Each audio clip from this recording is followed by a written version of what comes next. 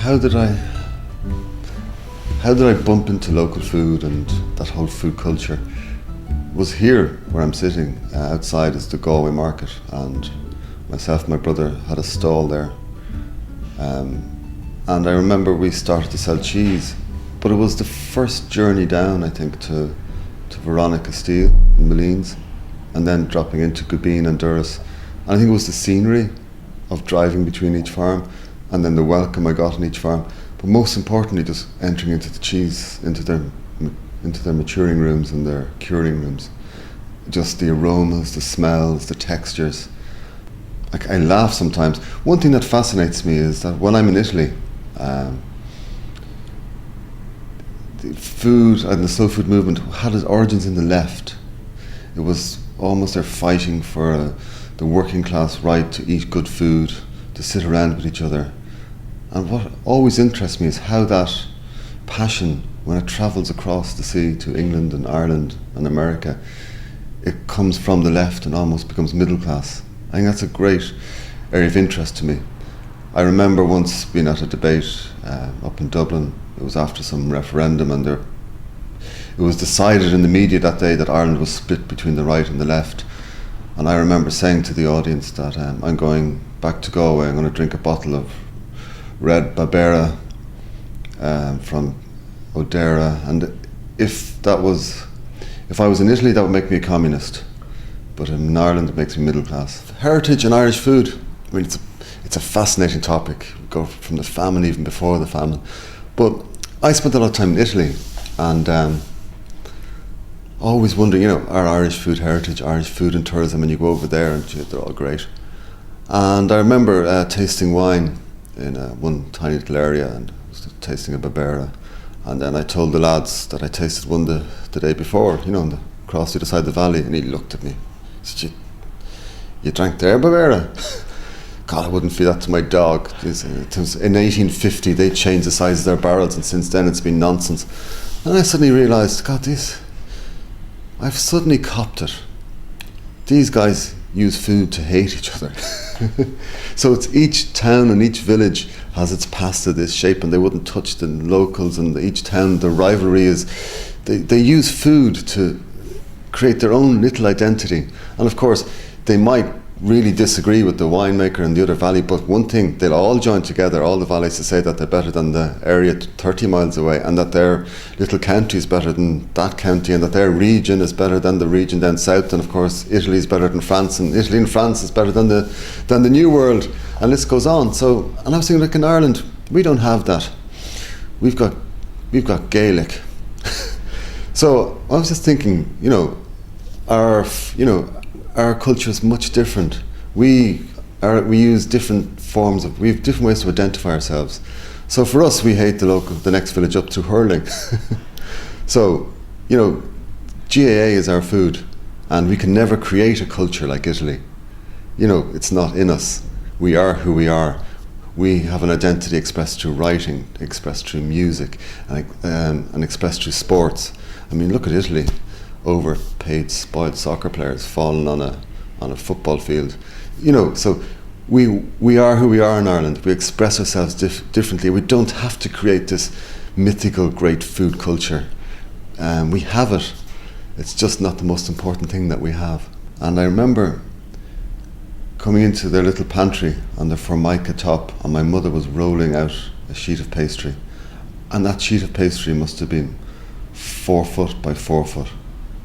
Made with odlums and stork, and as thin, and looking at my mother, and there was me thinking that I came from a family with no food heritage, and I looked at that sheet of pastry. My mum didn't even notice how large it was, and I said, wow, I do have a food heritage, I just didn't spot it. So what would happen if I became Minister for Agriculture? Well, that's never going to happen, but if it did, I suppose the first thing, something I feel very important about, is I would really get a move on and open civic markets in Galway, Sligo, Letterkenny, all the small towns, all the large towns and cities we have right across the country. Because at the moment, the more I think about it and the more I understand agriculture, we need to get access for farmers to get their produce onto our tables. And the conduit for that is a civic market, a proper civic food market with a roof that's open 6 days, that farmers know they can go in there on Wednesday or Thursday mornings at 8:30 or 9 o'clock in the morning with sacks of carrots or with sacks of turnips or cabbage or rhubarb, and they know there's a dealer in there that they can strike a deal with, whether it be 20 quid, 50 quid, 100 quid. They can slag each other, they'll have a social interaction with each other. And if that happens with one farmer, it'd be fantastic. But if it starts happening with 50 or 100 or 150 farmers from a very large hinterland, then you'll have a significant change in our food distribution. I just think they could become green lungs for all our small cities and and towns. I think they're very, very important. Second on my list, because I would be also in charge of the marine and fisheries, is, like, if we look at Ireland and our coastal waters, we have a fantastic future in aquaculture, in shellfish farming, and if we continue down that route, we'll be involved in fish mealing and fish feed. So if we're going to take so much from the sea to develop our aquaculture, I think we should balance that by putting a bit back. So what I'd love to see happen was our herring spawning grounds and our large bays being protected as marine conservation areas, so that over the next decade that we will leave a legacy to our small coastal communities that will enable them to survive and fish into the future. My third, and probably the most important, is growing up, the Minister for Agriculture has always been out there fighting for Ireland. Lads, I'm going over to Brussels and I'm going to bring you back a great deal. It's very honourable, very important thing to do. But I think as the world gets smaller and information travels faster, I think it behoves a Minister for Agriculture to act on behalf of the best interests of the country, but also keep another foot and act in the best interests of the planet as a whole. So when we're in negotiations about fish quotas or about sugar or about meat, always look at that effect on the global agricultural sector. Because words that make me very sad in Ireland today is when people discuss food poverty in Ireland. I mean, we're the 9th or 10th richest country in the planet. And if you're having a debate on television, that debate can be seen on the internet in sub-Saharan Africa, where we have people discussing food poverty in Ireland. And that must sound really funny to people living on $1.50 a day. So we have to look at global food production.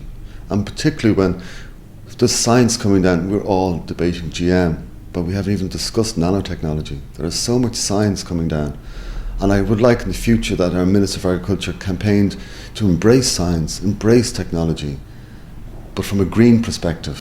I mean, I love the fact that the greatest tool now for farming is the mobile phone, because a woman who's bringing her plantains to market can get a text from the nearest big city and find out how much they're actually selling for, and she can demand that price. So I've worked with some amazing chefs, really good chefs, and one thing I've noticed is they're all influenced by taste. Taste comes first. I suppose it's back to why do Italians and French like waxy potatoes and Irish people like floury roast potatoes? And then I'm talking to some Italians, go, oh, but the waxy ones taste better. And I said, no, but the floury ones are crunchy. Yeah, I always wear a boni now, particularly when I go abroad. I love them. I think they're fantastic. And I have to remember, all you watching this, I go into the odd shop, you get a V-neck jumper. I mean, you find holes in it and it shrinks after 2 months. This waistcoat here is about 10 years old. Don't think it's ever been dry cleaned. No. And so it's value for money. And like, if we can, it's funny you can go on so much about the importance of Irish food and the importance of Irish tourism. Don't forget the fantastic textiles available in Ireland. It's another area that we don't really sing loudly enough about all our weavers in Donegal and our knitters all along the west coast. It's a fantastic part of our heritage.